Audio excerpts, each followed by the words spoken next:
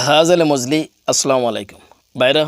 সূরা মাইদা আয়াত নাম্বার 2 আয়াতের ভিতরে আল্লাহ তাআলা বললেন আল্লাহকে ভয় করো। দেখেন ভাইরা, এইখানে আল্লাহ তাআলা বললেন যে আমি আল্লাহ তাআলা আমাকে ভয় করো। যদি ভয় না করো তাহলে কিন্তু কঠিন শাস্তির ব্যবস্থা তোমার জন্য রাখা হয়েছে।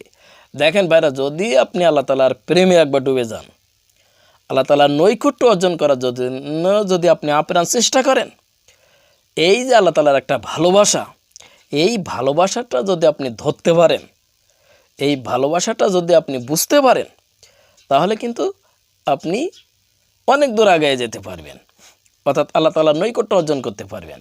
কিন্তু আপনি যদি মনে করেন যে এগুলো আমার দরকার না, এই ধরনের চিন্তাভাবনা আমি করব না, তাহলে কিন্তু আপনি ক্ষতিগ্রস্তের মধ্যে পড়ে যাবেন। কারণ এই দুনিয়াতে আপনি যাদের সাথে ওঠা বসা করেন তারা তো খারাপ মানুষ, তারা নিজেরাই পথ চেনে না, আপনাকে কিভাবে সত্যের পথে ডাকবি। অতএব এই ধরনের ফালতু চিন্তা ভাবনা বাদ দিয়ে যারা আল্লাহ প্রেমিক লোক, যারা সর্বদা আল্লাহ তাআলার জিকিরে মশগুল থাকে, সেই ধরনের ব্যক্তির সাথে আপনি ওঠা বসা করুন, দেখবেন আপনিও কিন্তু পরিষ্কার হয়ে যাবেন।